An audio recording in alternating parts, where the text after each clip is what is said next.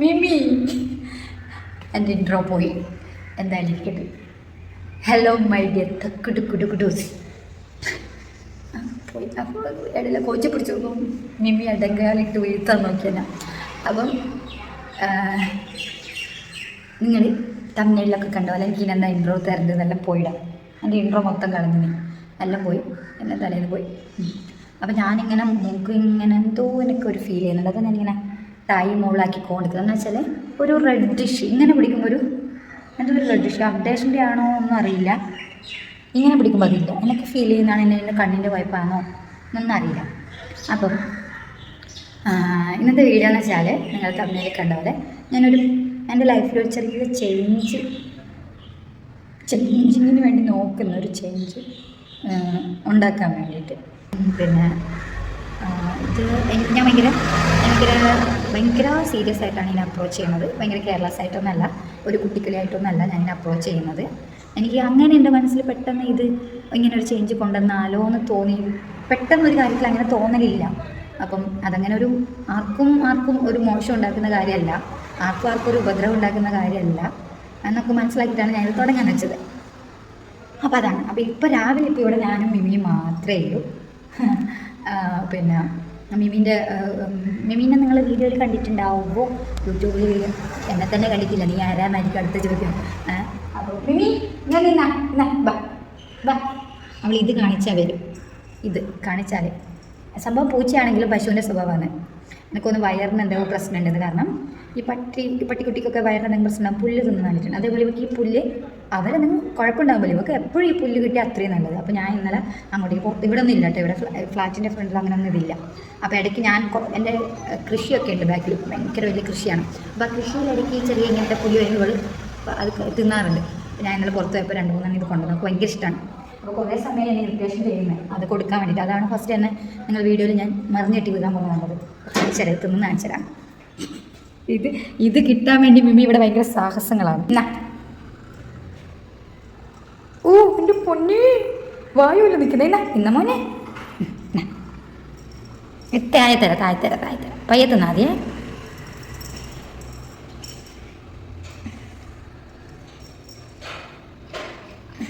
Daily ഇവർക്ക് ഇതിനും ഒരു ആക്രാന്തം ഉണ്ട് കേട്ടോ. കഴിഞ്ഞു. അപ്പം അത് വയറിന് കുഴപ്പമുണ്ടായിട്ടാണെന്ന് എനിക്ക് തോന്നില്ല. കാരണം ഞാൻ ഇത് കാണിച്ചതാണ്, ഡോക്ടറെ കാണിച്ചതാണ്. അപ്പം ഓക്കെ ഇതിനോട് എന്തോ ഒരു ഇഷ്ടമുണ്ട് ആ ഒരു ഇലേനോട്. അപ്പം നോർമലി ഇവൾ നമ്മളെ പുറത്തധികം ഉള്ളിലോട്ടേ വിടുമെന്നല്ലാതെ വീടിന് പുറത്തേക്ക് അങ്ങനെ വിടൂല. കാരണം ഇവൾ പുറത്തേക്ക് പോയാൽ എല്ലാ ഇലയും പോയി. ഇവിടെ മതിലൊക്കെ ഉണ്ട്, അതിൻ്റെ അപ്പുറത്തോട്ട് ചാടി നാടൻ പൂച്ചൊക്കെ ഉണ്ട്, അതിൻ്റെ അപ്പുറത്തോട്ടൊക്കെ അതിൻ്റെ അടുത്തേക്കൊക്കെ പോകും. അപ്പോൾ അങ്ങനെ വിടൂല. കാരണം നമ്മൾ പിടിക്കാൻ പോയി ഇങ്ങോട്ട് വരുന്ന ഒരു സ്വഭാവക്കാരിയല്ല, പിടിക്കാൻ പോയി അങ്ങോട്ട് ഓടുന്ന ഒരു സ്വഭാവക്കാരി ആയതുകൊണ്ട് തന്നെ നമ്മളങ്ങനെ വിടാനില്ല. പക്ഷേ ഇപ്പം ഈ ഇതിനിടെ ഒരു 3 വീക്കായി അതിനിടെ ഒരു 4-5 പട്ടി ഓടിയിട്ട് ഇവളെ കൂടടക്കം പുറത്തേക്ക് കൊണ്ടുപോയിട്ട് ഒരു ആക്രമണം ഉണ്ടാക്കി. ഇവളെ കൂട്ടുനിന്ന് പുറത്ത് എടുക്കാൻ അവർക്ക് പറ്റിയില്ല. പക്ഷെ നമ്മൾ അറിഞ്ഞില്ല കേട്ടോ. നമ്മൾ പട്ടി കുരയ്ക്കുന്നത് എപ്പോഴും ഇവിടെ ഭയങ്കര പുറത്തെ അപ്പുറത്തേലൊക്കെ പട്ടി ഭയങ്കര ശല്യമുണ്ട്. അപ്പോൾ അതായിരിക്കും എന്ന് വെച്ചു. അപ്പോൾ ഇപ്പോഴത്തെ ഫ്ലാറ്റിലുള്ള കുട്ടികളുണ്ട് ഇവിടെ കോളേജിൽ പഠിക്കണേ. അപ്പോൾ അവരാണ് പിന്നെ പട്ടീനെ ഓടിച്ചിട്ട് കൂട് നേരെ വെച്ചത്. അപ്പോൾ നമ്മൾ രാവിലെയാണ് അറിയുന്നത്. അപ്പം ആൾക്കൊന്നും പറ്റിയില്ല. ആളുടെ നഖം ഇവളിങ്ങനെ കൈ വെച്ചിട്ടായിരിക്കുമല്ലോ അവരിതാക്കുന്നത്. അപ്പോൾ നഖം 2 കൈയുടെ നഖം പോയിട്ടുണ്ടായിരുന്നു. അപ്പോൾ ഹോസ്പിറ്റലിൽ കാണിച്ച ആ ടൈമിൽ തന്നെ ഞാൻ ഇവളിങ്ങനെ ഈ പുല്ല് തിന്നതിൻ്റെയൊക്കെ പറഞ്ഞപ്പോൾ ഡോക്ടർ കുഴപ്പമില്ല. പിന്നെ ഇപ്പോൾ പിന്നെ ഒരു മരുന്ന് കുടിച്ചുകൊണ്ടിരിക്കണേ, നമ്മളെ പൂട നന്നായിട്ട് പോകണേ. അപ്പം അതിനൊരു മരുന്നുണ്ടോ ഇല്ലയോ എന്നൊന്നും എനിക്ക് അറിയില്ലായിരുന്നു. അപ്പം നമുക്ക് ഭയങ്കര പേഴ്സണലി ഭയങ്കര ബുദ്ധിമുട്ടായി തുടങ്ങി എല്ലാ ഡ്രസ്സിനും അങ്ങനെ ഒക്കെ. അപ്പോൾ നമ്മൾ ഡ്രസ്സിനുണ്ടെങ്കിൽ നോർമലി ഇവൾ നടക്കുന്നിടത്തൊക്കെ ആവുന്നുണ്ടാവില്ല. അപ്പോൾ നമ്മൾ ഫുഡിലേക്കൊക്കെ ഇത് പോകുമെന്നൊക്കെയുള്ള രീതിയിൽ നമ്മളങ്ങനെ കാണിച്ചപ്പോൾ അതിനൊരു മരുന്നുണ്ട്. അപ്പോൾ ഇപ്പോൾ നോർമലി അത് കുറവുണ്ട് കേട്ടോ മരുന്ന്. അപ്പോൾ മരുന്ന് കഴിക്കുന്നുണ്ട്. എന്താ ഞാൻ പറയുന്ന വിശേഷമൊക്കെ നോക്കി എൻ്റെ മുഖത്ത് നോക്കിയിരിക്കുക. അപ്പോൾ ഞാൻ അധികം ലാഗ് അടിപ്പിക്കുന്നില്ല അല്ലേ മിമി ഇങ്ങോട്ടേക്ക്. മിമി ഇതാരിത് അമ്മ പൊന്നാണിട്ട് അധികം ലാഗ് അടിപ്പിക്കുന്നില്ല അല്ലേ. ഞാൻ പറഞ്ഞ എങ്ങനെയാണ്, ഞാൻ ചക്ക എന്ന് പറഞ്ഞാൽ മാങ്ങയിലായിരിക്കും അവസാനിക്കുക. അതുകൊണ്ട് ഞാൻ തന്നെ പെട്ടെന്ന് തന്നെ കൺട്രോൾ ചെയ്യാണ്. അപ്പം നമ്മൾ ഒന്ന് സുൾഷായിട്ട് നിൽക്കും. അപ്പോൾ നമ്മൾ ആ ഒരു ചേഞ്ച് ഉള്ളത് ഞാൻ പറയാം. അപ്പോൾ എന്താണ് മാറ്റർ എന്നുള്ളത് ഞാൻ പറയാം. അപ്പോൾ അതിന് മുമ്പായിട്ട് എനിക്കിവിടെ കുറച്ച് പണികളുണ്ട്. അപ്പോൾ അതിൻ്റെ ഇടയിലോട്ട് ഞാൻ പറയാം എന്താ കാര്യം എന്നൊക്കെ ഉള്ളത്. അതിൻ്റെ ഇടയിലോട്ട് തന്നെ ഞാൻ പറയാം. അപ്പോൾ മിമീനെ എനിക്ക് കൂട്ടിലാക്കണം, ഫുഡ് കൊടുക്കണം, മരുന്ന് കൊടുക്കണം.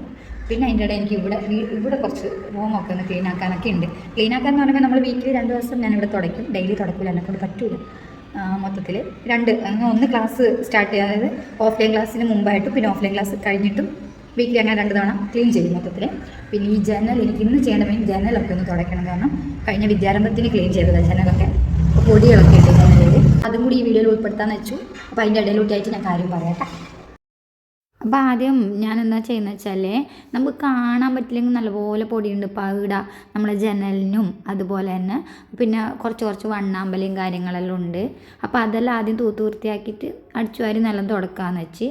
അപ്പം ഈ വണ്ണാമ്പലെല്ലാം നമ്മൾ കാണാത്തടത്തെല്ലാം ഉണ്ടായിരുന്നു ഈ അലമാരിൻ്റെ ബാക്കിൽ. അതൊന്നും സ്ഥിരം നോക്കുന്ന സ്ഥലമല്ലല്ലോ. പിന്നെ ഫ്രെയിമിൻ്റെ ഒക്കെ ബാക്കിൽ അങ്ങനെയൊക്കെയാണ് വണ്ണാമ്പലം ഉണ്ടായത്. അതെല്ലാം വൃത്തിയാക്കാമെന്ന് വെച്ച്.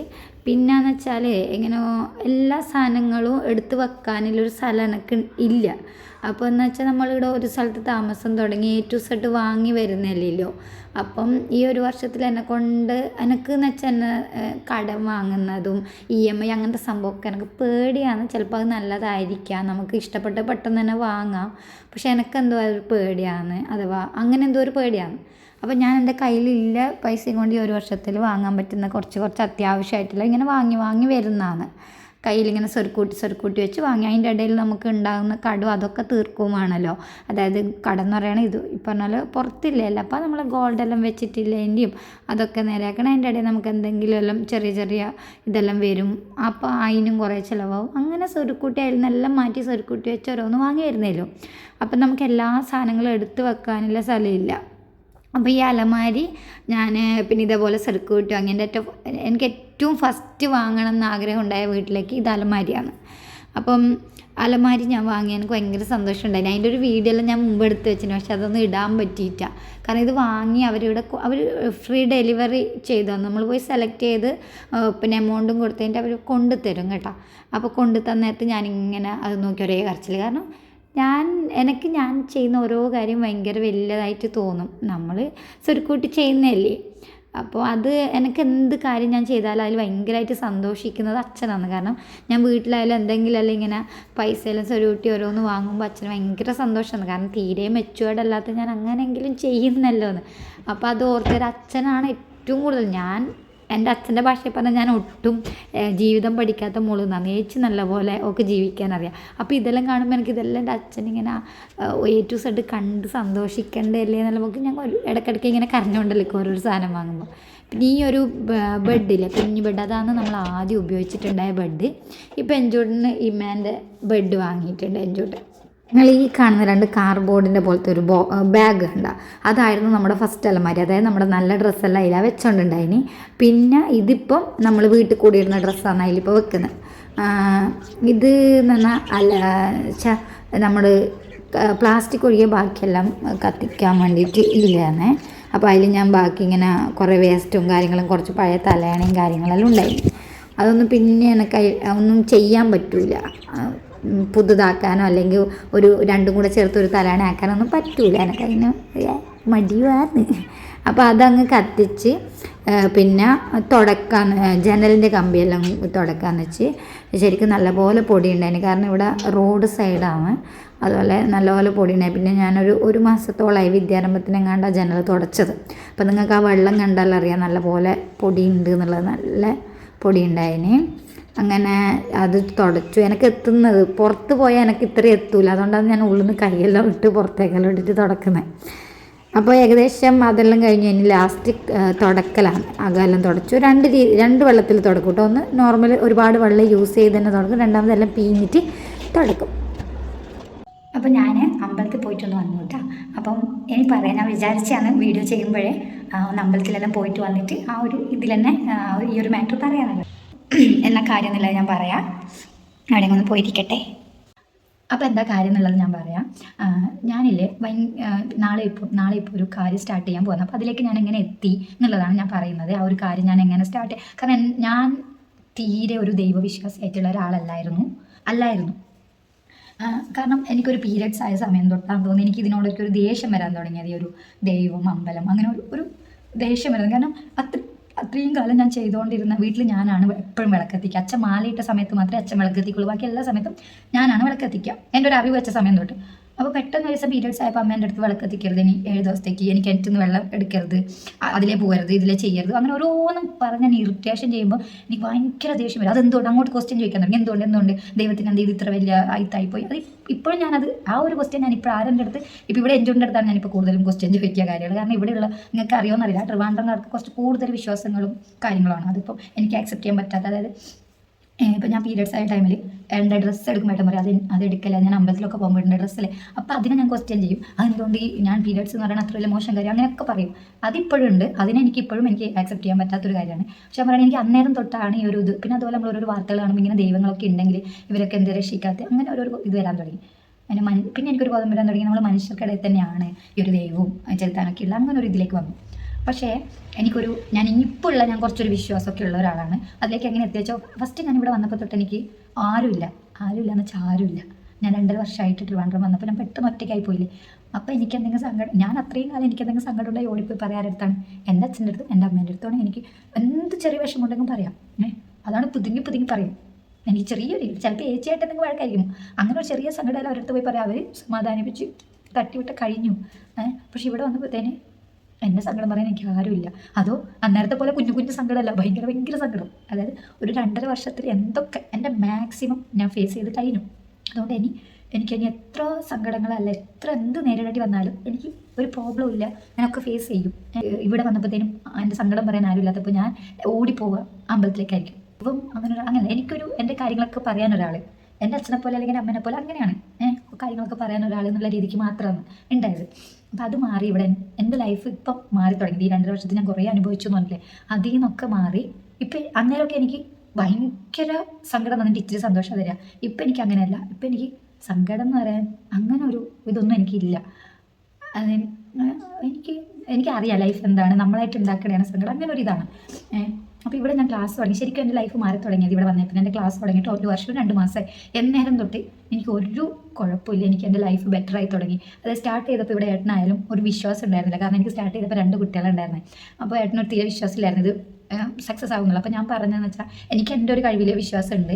അപ്പം എന്നെ ഇവിടെ ആർക്കും അറിയില്ല. എൻ്റെ നാട്ടിലാണെങ്കിൽ ഞാൻ എൻ്റെ പ്രൊഫഷൻ ഇതാണെന്നും ഞാൻ ഡാൻസറാണ് എല്ലാവർക്കും അറിയാം. ബട്ട് ഇവിടെ എന്നെ എല്ലാവരും അറിഞ്ഞു വരുന്നേ ഉള്ളൂ. അപ്പോൾ ഓരോരോ പ്രോഗ്രാമൊക്കെ ചെയ്ത് അറിഞ്ഞു വരുമ്പോൾ എനിക്ക് കുട്ടികൾ വരും. അങ്ങനെയാണ് എനിക്ക് ഇപ്പം ഞാൻ വിചാരിച്ചതിലും സക്സസ് ആയിട്ടാണ് എൻ്റെ ഡാൻസ് ക്ലാസ് ഞാൻ ഇങ്ങനെ നിൽക്കുന്നത്. അപ്പോൾ അതുകൊണ്ട് തന്നെ എനിക്ക് ഫിനാൻഷ്യലി ആയാലും നമ്മൾ മെച്ചോർഡാകുമ്പോൾ നമുക്ക് മനസ്സിലാവുന്ന മറ്റൊരു കാര്യമാണ്, ഫിനാൻഷ്യലി ഓക്കെ ആയിക്കഴിഞ്ഞാൽ വേറെ എല്ലാം നമുക്ക് വരും. അതായത് നമ്മളെ പൈസ ഉണ്ടെങ്കിൽ പറയുന്ന സമാധാനമായാലും ബന്ധുക്കാരായാലും സ്വന്തക്കാരായാലും എല്ലാം നമുക്ക് ഉണ്ടാവും. പഠിപ്പിച്ച് തന്നിട്ടുണ്ട് കുറേ. കാരണം അച്ഛൻ്റെ അമ്മേൻ്റെ വില മനസ്സിലാക്കി തന്നിട്ടുണ്ട്, പിന്നെ പണത്തിൻ്റെ വില മനസ്സിലാക്കിയിട്ടുണ്ട്. ഞാൻ മുമ്പ് വേസ്റ്റാക്കിയ ഒരു തരം ചോറിൻ്റെ വില വരെ ഞാൻ മനസ്സിലാക്കിയിട്ടുണ്ട്. അത്രത്തോളം ഞാൻ ഇങ്ങനെ പോയിട്ടുണ്ട് ലൈഫിൽ. എനിക്കിതൊരു ചെറുങ്ങനൊരു മാറ്റം എനിക്ക് അതിൽ നിന്ന് അത് മാത്രമല്ല ചെറിയ എന്തോ ഒരു ശക്തി ഉണ്ട് എന്ന് തോന്നിയത് എങ്ങനെയാണെന്നറിയോ. ഇത്രയൊക്കെയാണെങ്കിൽ ഞാനിപ്പം പറയണേ, എനിക്ക് ജാതി മതം എന്നൊരു വിശ്വാസം ഇല്ല, എല്ലാ മനുഷ്യരാണ്. അതുപോലെ തന്നെ ഒരുപാട് അന്ധവിശ്വാസത്തിൽ ഞാനിതില്ല, അങ്ങനെയൊന്നും എനിക്കില്ല. പക്ഷേ എനിക്കൊരു ചെറിയൊരു വിശ്വാസം വന്നു തുടങ്ങിയിട്ടുണ്ട്. ഈ ഒരു 2.5 വർഷത്തിൽ എനിക്ക് എത്ര ഒരു ഡാൻസ് ക്ലാസ്സിൽ എല്ലാം ബെറ്ററായി വന്നാലും ഈ ഒരു കഴിഞ്ഞ 1 മാസം വരെ എൻ്റെ ഏറ്റവും വലിയ സങ്കടം എന്ന് പറഞ്ഞാൽ എൻ്റെ അച്ഛൻ. അതായത് ഞാൻ വീട്ടിൽ നിന്ന് വന്നേ പിന്നെ ബാക്കി എല്ലാവരുമായിട്ട് ഓക്കെ ആയെങ്കിലും അച്ഛൻ എൻ്റെ അടുത്ത് വേണ്ടിയിട്ടില്ല. കാരണം അങ്ങനെയല്ല, അത്രയും അടുത്തിരിക്കുന്നവർക്കല്ലേ അവരുടെ അടുത്തൊരു ഇത് കാണിച്ചാൽ അത്രയും സങ്കടം ദേഷ്യം വരുള്ളൂ. ആ മനുഷ്യനോട് ഞാൻ കാണിച്ചത് ശരിയല്ല, ആ മനുഷ്യനോട് മാത്രം, ബാക്കി ആരോടും അല്ല, ആ മനുഷ്യനോട് മാത്രം ഞാൻ കാണിച്ചത് ശരിയല്ല. അങ്ങനെ അപ്പോൾ അങ്ങനെ എനിക്ക് എൻ്റെ അച്ഛൻ മിണ്ടാത്തതിലാണ് ഈ ഒരു എത്ര സന്തോഷം ഉണ്ടായാലും എനിക്കതൊരു ഓക്കെ ആവാത്തത്. അപ്പോൾ കഴിഞ്ഞ മാസം എന്ന് പറഞ്ഞാൽ എന്നെ ഇൻസ്റ്റ ഫോളോ ചെയ്യുന്ന ആൾക്കാർക്ക് അറിയായിരിക്കും, എൻ്റെ അച്ഛൻ്റെ അടുത്ത് മിണ്ടി. അതൊരു നിമിത്തമാണ്. കാരണം നോർമലി ഞാനിങ്ങനെ അച്ഛൻ റിലേറ്റഡ് ആയിട്ടുള്ള വീഡിയോസൊക്കെ കാണുമ്പോൾ ഇങ്ങനെ അച്ഛനെ ഓർക്കും കാര്യമൊക്കെ ചെയ്യും, ചിലപ്പോൾ ഇരുന്ന് കരയും, അങ്ങനെയൊക്കെയാണ്. ഈ വീഡിയോ കണ്ടപ്പോഴും ഞാൻ ഇരുന്ന് കരഞ്ഞു പെട്ടെന്ന്. മുമ്പൊക്കെ ഇടയ്ക്ക് വിളിച്ച് അച്ഛൻ്റെ വോയിസ് കേട്ട് അച്ഛൻ കട്ട് ചെയ്യും, അങ്ങനെയായിരുന്നു. അപ്പം പെട്ടെന്ന് അച്ഛനെ വിളിച്ചു, അച്ഛൻ ഒരുപാട് സമയം സംസാരിച്ച്. ഞാൻ വിചാരിച്ചു ഇനി ഏച്ചിയാണ്, നമ്മൾ രണ്ടാളും അല്ലാതെ അച്ഛനെ വേറെ ഒരാളും അച്ഛാന്ന് വിളിക്കില്ലല്ലോ, ഏച്ചിയാന്ന് വെച്ചിട്ടാണ് എൻ്റെ അടുത്ത് സംസാരിക്കുന്നതെന്ന് എനിക്ക് ഡൗട്ടായി.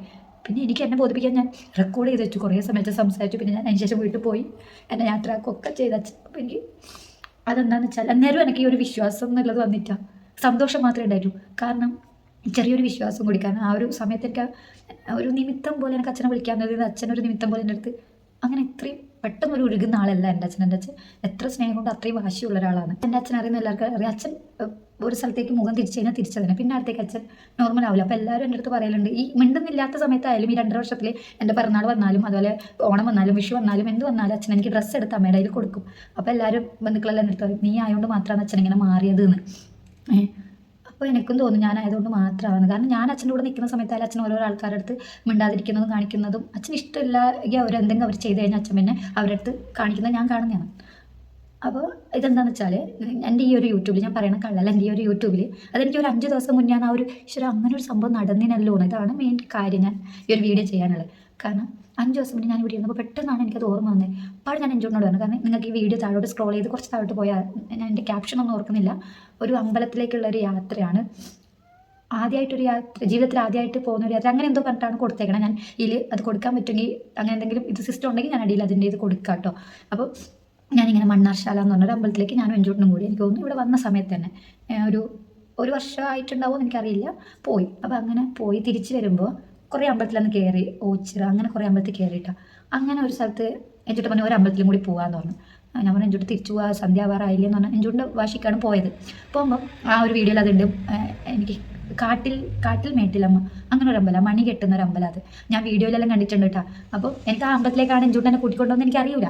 അവിടെ എത്തുമ്പോൾ ഒരു വെറൈറ്റി, അതായത് ഒരു ബോട്ട്, ആ ബോട്ടിൽ കയറി, ആ ബോട്ടങ്ങ് അമ്പലത്തിൻ്റെ ബാക്കിയുള്ള ബോട്ടാണ്. അപ്പോൾ എനിക്കൊരു ഭയങ്കര ഒരു വെറൈറ്റി തോന്നി. നമുക്കിങ്ങനെ അങ്ങനെ എൻ്റെ അവിടെ എത്തി, അമ്പലത്തിലെത്തി. അപ്പോൾ അന്ന് ഞാൻ ആ ഒരു മരവും ആ മണിയും, കാരണം മരം കാണുമല്ലോ, ചുറ്റും മണിയാണ്. ഞാൻ എൻ്റെ പിക്സും കാര്യങ്ങളും കൊടുക്കാട്ടോ, അറിയാത്തവർക്ക്, എൻ്റെ നാട്ടിലുള്ളവർക്കൊന്നും അറിയില്ലായിരിക്കും.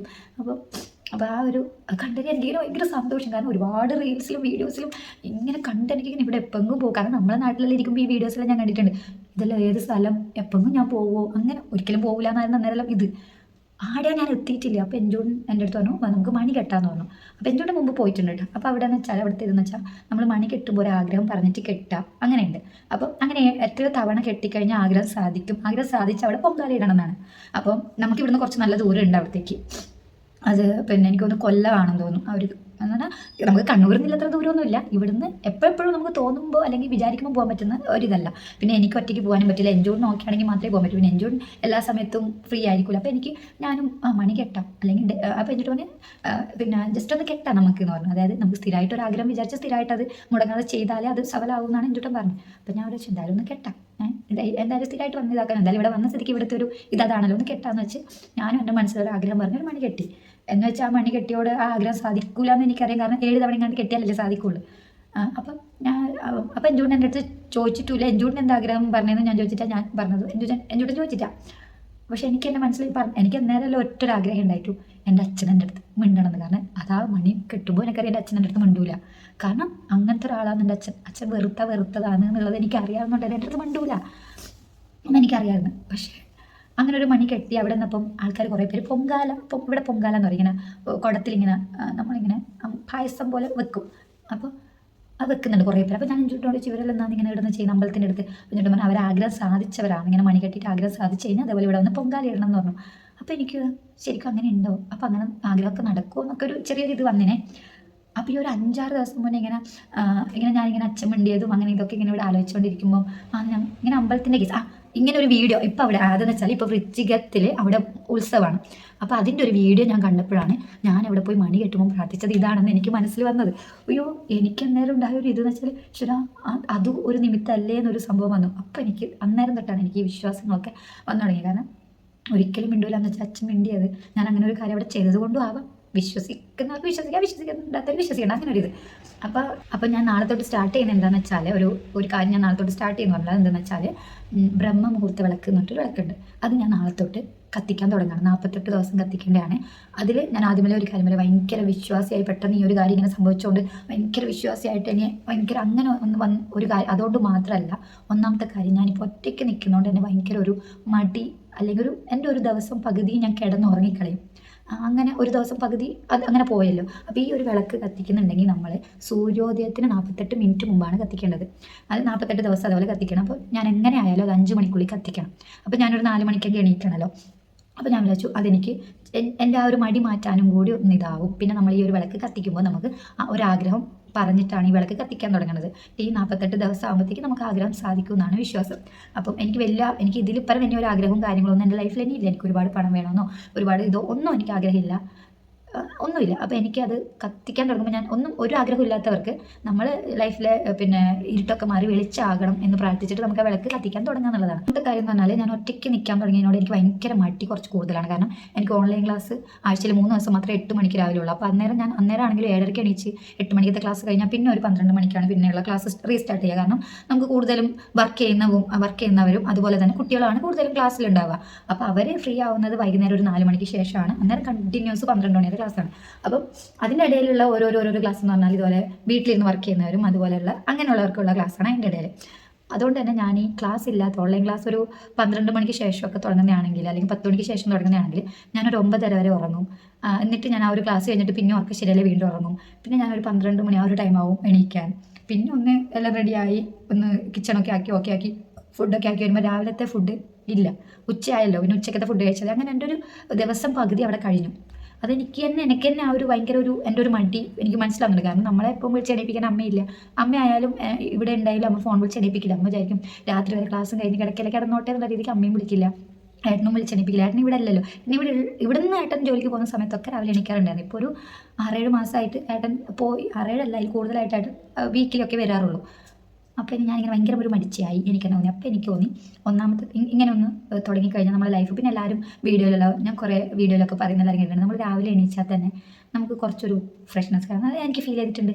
കാരണം ഞാൻ വീട്ടിലായിരുന്നപ്പോഴായാലും ഇവിടെ ആയിരുന്നപ്പോഴായാലും രാവിലെ എണീച്ച് നമ്മൾ പണിയൊക്കെ കഴിഞ്ഞ് നമ്മൾ ഓക്കെ ആ ഒരു മൈൻഡൊക്കെ ഒന്ന് ഫ്രഷ് ആയി ഒന്ന് കുറച്ച് സമയം പുറത്തെല്ലാം ഇരുന്ന് കഴിഞ്ഞാൽ തന്നെ നമുക്ക് ആ ഒരു ദിവസം കൂടുതലില്ല പോലെ തോന്നും. അതുപോലെ നമ്മൾക്ക് ആരടുത്തും നമുക്ക് ഒന്നാമത്തെ എന്നെ സംബന്ധിച്ച് എൻ്റെ പണിയൊന്നും ഒതുങ്ങാതെ ഇരുന്ന് കഴിഞ്ഞാൽ, എൻ്റെ അമ്മയിൽ അങ്ങനെയാണ്, അടുക്കള പണി ഒതുങ്ങാതെ ഇരുന്ന് കഴിഞ്ഞാൽ നമ്മളോടായിരിക്കും ദേഷ്യം തീർക്കുക. അതുപോലെ തന്നെയാണ് നമുക്ക് ഇനി അങ്ങോട്ടേക്കായാലും നമുക്കിനി അങ്ങോട്ടേക്കൊരു ലൈഫ് ഫാമിലി ഇങ്ങനെയൊക്കെ ആകുമ്പോൾ നമുക്ക് ഉണ്ടാവുക. നമ്മളെ പണിയോ അല്ലെങ്കിൽ ഒന്നും നമ്മൾ വൈകി എണീച്ചിട്ട് നമ്മളതൊന്നും ഒതുങ്ങാത്തപ്പോൾ ബാക്കിയുള്ളവരുടെ അടുത്ത് ദേഷ്യം കാണിക്കും. അപ്പോൾ ഞാൻ ഇങ്ങനെ ഒരു കാര്യം തുടങ്ങാന്ന് വെച്ചാൽ മെയിൻ കാര്യം ഒന്നാമത് തന്നെ മടി മാറണം. ഈ രാവിലെ എണീക്കാത്തതിൻ്റെ, അതായത് ക്ലാസ് രാവിലെ ഉണ്ടെങ്കിലും ആ ക്ലാസ് കഴിഞ്ഞാൽ ആദ്യം ഞാൻ ഉറങ്ങും. കാരണം ഇവിടെ ഞാൻ മാത്രമേ ഉള്ളൂ. പേരനുണ്ടെങ്കിൽ രണ്ടുപേർക്കും ഫുഡ് കഴിക്കണമെന്ന് വെച്ചിട്ട് അങ്ങനെ എന്തെങ്കിലും അതിന് വേണ്ടിയിട്ടെങ്കിലും എണീക്കും. ബട്ട് ഇത് ഞാൻ ഒറ്റയ്ക്കാണ്ട് എനിക്ക് എപ്പോഴെങ്കിലും കഴിച്ചാൽ മതി ആ ഒരു മൈൻഡ്. അതുകൊണ്ട് ഹെൽത്ത് നോക്കുന്നില്ല, ഒന്നുമില്ല. പിന്നെ രണ്ടാമത്തെ കാര്യം എന്ന് പറഞ്ഞാൽ എനിക്കായിട്ട് പ്രാക്ടീസ് ചെയ്യാൻ ഒരു സമയം കണ്ടെത്തുന്നില്ല. കാരണം ഒരു 12 മണി ആ ഒരു ടൈമിൽ എണീച്ച് കഴിഞ്ഞാൽ പിന്നെ എൻ്റെ ഇവിടുത്തെ ജോലി കഴിഞ്ഞ് കഴിഞ്ഞാൽ പിന്നെ ഓൺലൈൻ ക്ലാസ് കയറി. പിന്നെ അവർക്ക് പുതിയൊരു അടവ് എടുക്കുമ്പോൾ മാത്രമാണ് നമ്മൾ കളിച്ച് കാണിച്ചു കൊടുക്കേണ്ടത്. അതുപോലെ അവർക്ക് വീഡിയോസൊക്കെ എടുക്കുമ്പോൾ മാത്രമാണ് ഞാൻ കളിക്കുന്നത്. അല്ലാതെ എൻ്റെ ഒരു ഐറ്റം ഒന്ന് എനിക്കൊന്ന് പ്രാക്ടീസ് ചെയ്യുക, അല്ലെങ്കിൽ എൻ്റെ ഒരു ബോഡിക്ക് ഒരു പ്രാക്ടീസ് വേണം, അങ്ങനെയൊക്കെ ഞാൻ ചെയ്യാൻ എന്തെങ്കിലും പ്രോഗ്രാം വരുമ്പോൾ മാത്രമാണ്. അതെനിക്ക് നല്ലോണം എഫക്റ്റ് ചെയ്തിട്ടുണ്ട്. കാരണം ഇപ്പം കുട്ടികൾക്ക് ഇവിടെ ഇരുന്നുകൊണ്ട് ക്ലാസ് എടുത്ത് ഒരു അടവൊന്ന് കാണിച്ചു കൊടുത്തു കഴിഞ്ഞാൽ നമ്മൾ ബോഡി നമ്മളുമായിട്ട് ഇത് കോപ്പറേറ്റ് ചെയ്ത് പോകില്ല. കാരണം ഒരു പ്രോഗ്രാം വരുമ്പോൾ നമുക്ക് ഒരു അരമണിക്കൂറൊക്കെ കളിക്കണം എന്നുണ്ടെങ്കിൽ നമ്മളെ ബോഡി അതിന് ഓക്കെ ആണെങ്കിൽ നമ്മൾ അതുപോലെ പ്രാക്ടീസ് ചെയ്യണം. എനിക്ക് സ്റ്റേജിലൊക്കെ മുട്ടൊക്കെ ഇങ്ങനെ കുഴഞ്ഞു പോയ ടൈമുണ്ട്. കാരണം അത്രയും ഞാൻ പ്രാക്ടീസ് ആ ഒരു ടൈം ആകുമ്പോൾ കൊടുക്കുള്ളൂ. ഞാൻ കണ്ടത് സൗഭാഗ്യ താരക്കല്യാണിൻ്റെ മോളിൽ അവരെല്ലാം കണ്ടത്. പക്ഷേ ഡീറ്റെയിൽഡ് ആയിട്ട് ഞാൻ ഈ ഒരു കാര്യത്തിനെ കുറിച്ച് പഠിച്ചത്, ബ്രഹ്മമുഹൂർത്ത വിളക്കിനെ കുറിച്ച് പഠിച്ചത് വേറൊരു വീഡിയോ എന്നാണ്. അപ്പോൾ ഞാൻ വിളിച്ചു അങ്ങനെ ഈ ഒരു സംഭവം ചെയ്ത് കഴിഞ്ഞാൽ അത് കണ്ടിന്യൂസ് ചെയ്യേണ്ട കാര്യമാണ്. 48 ദിവസം ചെയ്യണം. അപ്പോൾ കണ്ടിന്യൂസ് ചെയ്യുമ്പോൾ പിന്നെ എനിക്ക് എന്തായാലും ആ ഒരു ഇത് മാറുമല്ലോ. എന്തായാലും ഇത് ചെയ്യണം എന്നുള്ള രീതിക്ക് ഒരു കാര്യം തുടങ്ങിക്കഴിഞ്ഞാൽ പിന്നെ എനിക്ക് അതിലൊരു അത് മുടക്കം വരുത്തുന്ന കാര്യമൊന്നും ഇഷ്ടമല്ല. അപ്പോൾ എന്തായാലും ഞാനത് ചെയ്യും. അപ്പോൾ എൻ്റെ ഈ ഒരു മടി മാറും. എനിക്ക് പ്രാക്ടീസ് ചെയ്യാൻ ഒരു സമയം കിട്ടും. എക്സസൈസ് ചെയ്യാം, യോഗ ചെയ്യാം. പിന്നെ എൻ്റെ ക്ലാസ്സുമെല്ലാം ഒരു നല്ല മൈൻഡോട് കൂടി ആവും. ഒരു അടുക്കും ചിട്ടിയും വരും എന്ന് വെച്ചു. അതാണ് ഞാൻ നാളെ തൊട്ട് സ്റ്റാർട്ട് ചെയ്യുന്ന ഒരു കാര്യം എന്ന് വെച്ചാൽ, അത് എനിക്ക് തോന്നുന്നു കൂടുതൽ പേർക്കും ഈ ഒരു കുറച്ച് എനിക്കറിയില്ല, എനിക്ക് തീരെ അറിയില്ലായിരുന്നു. ഞാൻ ബ്രഹ്മമുഹൂർത്ത വിളക്ക് എന്ന് പറഞ്ഞൊരു വിളക്കുണ്ടെന്ന് എനിക്കറിയില്ലായിരുന്നു. ഞാൻ ഇപ്പോഴാണ് എൻ്റെ ഈ ഒരു 3 വർഷത്തിനിടയ്ക്ക് ഞാൻ ഒരു 5 ദിവസമല്ല, ഒരു 3 ദിവസം മുന്നാണ് ഞാൻ ഈ ഒരു കാര്യത്തിനെക്കുറിച്ച് അറിയുന്നത്. അപ്പോൾ എനിക്കത് ചെയ്യണമെന്നുണ്ട്. അതാണ് ഞാൻ പറഞ്ഞത്, ഞാൻ ഒരു പുതിയ തുടങ്ങാൻ പോവുകയാണ് എന്നുള്ളത്. അതെൻ്റെ ലൈഫിനും നല്ലതാണ്. അതുപോലെ അതിന് നമുക്കൊരു നല്ലത് അതുവഴി വരുന്നുണ്ടെങ്കിൽ അതും നല്ലതാണ്. രാവിലെ മുതലുള്ള ഈ ക്ലീനിങ്ങും ഫുൾ ഉണ്ടായതും ടോട്ടലി നമ്മൾ വീട്ടിൽ നോർമലി ക്ലീനിങ് അല്ലാണ്ട് മൊത്തത്തിൽ ഞാൻ എന്തെങ്കിലും വിശേഷം ജനൽ തുടയ്ക്കുക, അതുപോലെ ബെർത്ത് മൊത്തം കംപ്ലീറ്റ് തുടയ്ക്കുക, ഇതൊക്കെ എനിക്ക് ക്ലാസ് എല്ലാം കൂടി എനിക്ക് എപ്പോഴും നടക്കുന്ന കാര്യമല്ല. മാസത്തിലും ഞാനത് ചെയ്യാറില്ല. എന്തെങ്കിലും 2 മാസം കൂടുമ്പോൾ വിശേഷം വരുമല്ലോ, അങ്ങനെയൊക്കെയുള്ള സമയത്താണ് ഞാൻ അതൊക്കെ ചെയ്യുക. അപ്പോൾ അതൊക്കെ ഒന്ന് ചെയ്തതൊക്കെ ഇന്ന് കംപ്ലീറ്റ് ഞാൻ അതിന് വേണ്ടി റെഡി ആയിക്കാണ്. അപ്പോൾ എന്തായാലും നാളെ തൊട്ട് അത് സ്റ്റാർട്ട് ചെയ്യും. ഇതാണ് ഞാൻ പറഞ്ഞൊരു കാര്യം. അപ്പോൾ ഇതിൻ്റെ ഇടയിൽ ഞാൻ ഇത്രയും കാര്യങ്ങൾ പറഞ്ഞത് ഞാൻ എന്നൊരു വ്യക്തി ഇതിലേക്ക് എത്തിയത് എങ്ങനെയെന്നുള്ളതാണ് ഞാൻ പറഞ്ഞത്. അല്ലാതെ ഞാൻ ഞാൻ നാളെ തൊട്ട് ബ്രഹ്മമുഹൂർത്ത വിളക്ക് സ്റ്റാർട്ട് ചെയ്യണമെന്ന് പറഞ്ഞാൽ ഇതെന്താണ് സംഭവം, ഇവൾ പെട്ടെന്നൊരു വിശ്വാസിയായി അങ്ങനെ എന്താ ആ ഒരു ചോദ്യം നിങ്ങളൊരു മനസ്സിൽ വരേണ്ടെന്ന് വെച്ചിട്ടാണ് ഞാൻ ഡീറ്റെയിൽഡ് ആയിട്ട് ഇതിനെക്കുറിച്ച് പറഞ്ഞത്. ഞാൻ ഇതിലേക്ക് എങ്ങനെ എത്തി എന്നുള്ളത് വരെ പറഞ്ഞത് കേട്ടോ. അപ്പോൾ അത്രയും ഇന്നത്തെ നമ്മുടെ വീഡിയോ. ചാ